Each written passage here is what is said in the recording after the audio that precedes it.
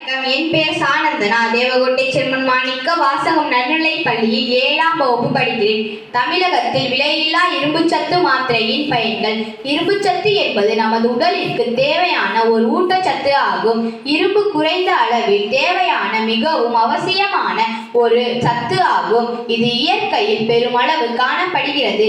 பள்ளிகளில் 10 முதல் 15 வயதிற்கு உள்ளிட்ட வளரிளம் பருவ மாணவ மாணவிகளுக்கு இரும்புச்சத்து மாத்திரைகளை வழங்கும் திட்டத்தை மத்திய அரசு உருவாக்கியுள்ளது. இத்திட்டத்திற்கு வாராந்திர இரும்புச்சத்து மாத்திரை வழங்கும் திட்டம் என்று பெயரிட்டு உள்ளனர். இரும்புச்சத்து மாத்திரைகள் சிகப்பு மற்றும் மஞ்சள் நிறத்தில் வழங்கப்பட்டு வந்தன. புதிய திட்டத்தை தொடர்ந்து நீல நிறத்தில் வழங்கப்படுகின்றன. இந்தியாவின் முக்கிய வளம் இளைஞர்களின் சக்தி. இந்த சக்தியால் தான் அமெரிக்கா உள்ளிட்ட உலக நாடுகள் இந்தியாவை மதிக்கின்றன. இந்தியாவில் 15 முதல் 19 வயதிற்கு உள்ளிட்ட வளரிளம் பருவத்தினர்களில் 55.8% பெண்களும் 30.2% ஆண்களும் இரத்த சோகை நோயால் பாதிக்கப்படுவதாக மத்திய சுகாதார அரசு எடுத்த 3வது தேசிய குடும்ப சுகாதார கணக்கெடுப்பில் தெரிய வந்துள்ளது. எனவே நாட்டின் வருங்கால இளைஞர்களை சக்தி வாய்ந்தவர்களாக மாற்றும் விதமாக வாராந்திர இரும்புச்சத்து மாத்திரை வழங்கும் திட்டத்தை மத்திய அரசு உருவாக்கியுள்ளது. இரும்புச்சத்து குறைபாடு காரணமாக இரத்த சோகை நோய் ஏற்படுகிறது. இதனால் உடல் சோர்வு, சுறுசுறுப்பு இல்லாமல் இருப்பது, முடி உதிர்தல், படிப்பில் நாட்டமின்மை போன்ற பாதிப்புகளை மாணவர்கள் சந்திக்கின்றனர். எனவே பள்ளிகளில் தரக்கூடிய வாராந்திர இரும்புச்சத்து மாத்திரைகளை மாணவர்கள் தவிர்க்காமல் உண்ண வேண்டும் என்று கூறி வாய்ப்பளித்ததற்கு நன்றி தெரிவித்துக் கொண்டு எனது உரையை இத்துடன் நிறைவு செய்கிறேன். நன்றி, வணக்கம். இன்றைய தினம் சிறப்பாக நடைபெற்றுக் கொண்டிருக்கின்ற தமிழக அரசால் வழங்கப்பட்டுள்ள இரும்புச்சத்து மாத்திரைகளை வழங்கும் நிகழ்வினை சிறப்பாக நடத்தி கொண்டிருக்கின்ற தலைமை ஆசிரியர் அவர்களே, இருவாள் ஆசிரியர் பெருமக்களே, இந்த நிகழ்வில் கலந்து கொண்ட மாணவ செல்வங்களே, அனைவருக்கும் வணக்கத்தை தெரிவித்துக் கொள்கிறேன். இரும்புச்சத்து நம்ம உடம்புல இரும்பு சத்துங்கிறது என்ன வேலை செய்யுதுன்னா, நம்ம ரத்தத்தில் ஆக்சிஜன் இருக்குல்ல, ரத்தத்தில் ஆக்சிஜனை ரத்தம் மூலியமாக நம்ம உடலில் உள்ள எல்லா பாகத்துக்கும் எடுத்து செல்வதே இந்த இரும்பு சத்து தானா. அது எல்லா பாகத்துக்கும் சரியாக எடுத்து போகணும்னா நம்மளுடைய ஒவ்வொரு பாகமும் ஒரு சில குறைபாடுகள் உண்டு பண்ணும்.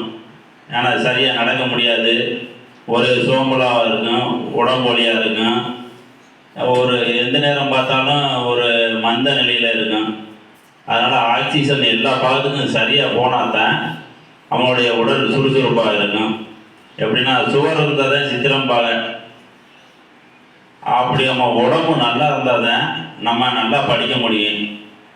அதை உணர்ந்து தான் தமிழக அரசு என்ன பண்ணுதுன்னா, மாணவ செல்வங்கள் அந்த இரும்பு சத்து குறைபாடு இல்லாமல் இருக்கணுங்கிறதுக்காண்டி எல்லா மாணவர்களுக்கும் அந்த இரும்பு சத்து மாத்திரை கொடுக்குது. இந்த இரும்பு சத்தில் அதிகமாக அந்த ரத்த சோகை நோய் இரும்பு சத்து இல்லைன்னா ரத்த சோகை நோய் வரும்னு சொல்லுவாங்க. அதுலேயும் குறிப்பாக பெண்களுக்கு இது அதிக பாதிப்பை ஏற்படுத்துங்கிறாங்க. அதனால் கண்டிப்பாக நீங்கள் எல்லாம் அந்த இரும்பு சத்து மாத்திரையை பயன்படுத்தணும். அதோடு மட்டும் இல்லாமல் இந்த மாத்திரையை ஆசிரியர் சொல்லும் அளவில் மட்டும்தான் பயன்படுத்தணும். ஒரு மாத்திரைனா ஒரு மாத்திரை தான் பயன்படுத்தணும். நமக்கு சத்து மாத்திரைன்னு சொல்லிட்டு நம்ம 4-5 மாத்திரை போட்டுறக்கூடாது. ஒரு வாரத்தில் ஒரு மாத்திரைனா ஒரு மாத்திரை தான் போடணும்.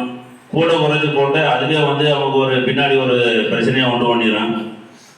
அதனால் இந்த மாத்திரைகள் நீங்கள் சரியான விகிதத்தில் பயன்படுத்தி இரத்த சோகை நோய் மற்றும் இதனால் ஏற்படக்கூடிய மற்ற விளைவுகளிலிருந்து உங்களை பாதுகாத்து நீங்கள் நன்றாக படிக்கணும்.